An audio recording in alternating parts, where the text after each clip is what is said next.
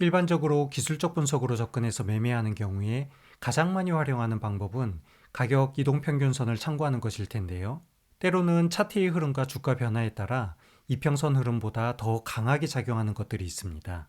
예를 들어 MACD나 RSI 같은 보조지표가 될 수도 있고 아니면 캔들 모양의 패턴도 많이 사용하는데요.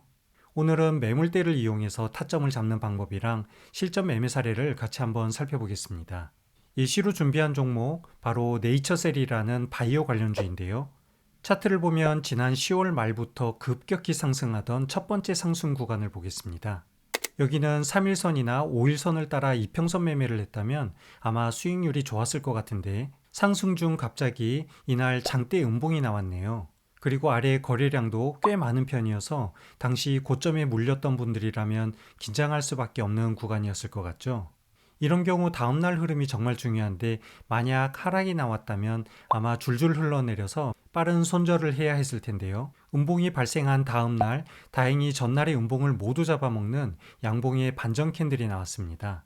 그렇다면 이후의 흐름은 반등하거나 아니면 조정 구간이 될 수 있을 텐데 여기는 차트 흐름이 일단 조정 기간으로 갔죠. 이런 경우에 이제 고점에서 이렇게 상승하던 주가가 1차 조정 기간이 되면 고점에서 매물이 많이 쌓이게 되는데 제가 오늘 설명드리고자 하는 가장 중요한 내용이 바로 이 첫 번째 조정 기간에 쌓인 매물대를 잘 살펴보자는 것입니다. 그래서 이렇게 매물대가 발견되면 블록으로 표시를 해두는 게 좋고요. 위에 두 가지 시나리오로 이 종목에 대해서 접근 방법을 생각해 볼 수 있을 것 같습니다.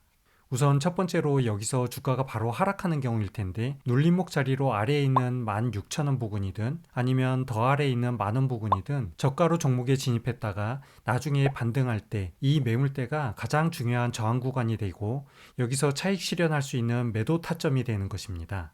하지만 반대로 이 매물대에서 추가 상승이 나온다면 상승했다가 떨어질 때 이 매물대가 지지 역할을 할 수가 있겠죠. 그렇다면 이 매물대는 매수 포인트도 될 수 있다는 것인데요. 실제 이후에 어떻게 흘러갔는지 계속 차트를 최근으로 이동해 보겠습니다. 네이처셀은 방향이 위로 갔네요. 그렇다면 이제 이 매물대의 바닥 하방선을 손절 라인으로 잡고 그 위에 3% 또는 5% 사이를 매수 타점으로 볼 수 있습니다. 실제 저는 21,500원 부근을 매수 타점으로 잡고 기회를 보고 있었고요. 차트를 계속 더 최근으로 이동해 보겠습니다. 이후에 계속 추가 상승이 나오네요. 그리고 갑자기 장대 음봉과 함께 급락을 했지만 저는 작전대로 매수 포인트 가격에 도달했기 때문에 종목에 진입을 했고 목표 수익률 5%의 매도를 걸어두었다가 1차 수익 실현을 했습니다. 자, 계속 더 최근으로 가볼게요. 영상 녹화 기준으로 오늘 11월 28일인데 오늘도 같은 라인에서 매수했다가 5%로 또 수익 실현을 하면서 2차 수익을 가져갔습니다. 사실 자세히 보면 제가 매매하지 않은 중간에도 계속 같은 가격에서 매수하고 수익을 낼 수 있었던 흐름이었는데요. 여기서 중요한 두 가지 매매 기술을 좀 이해하면 좋습니다. 첫 번째는 큰 거래량을 동반하면서 상승한 종목의 1차 조정 구간.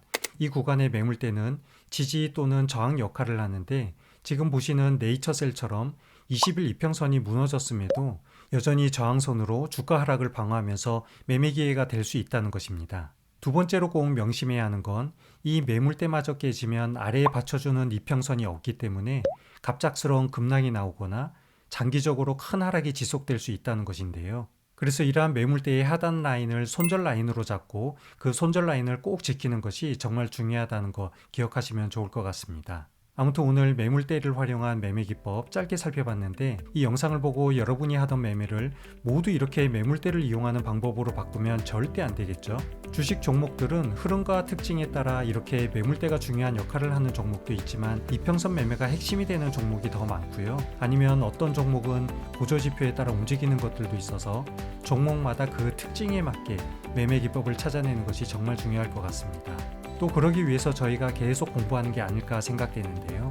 오늘 내용도 여러분의 매매에 도움되는 정보이기를 바라면서 이상 영상 마무리하겠습니다.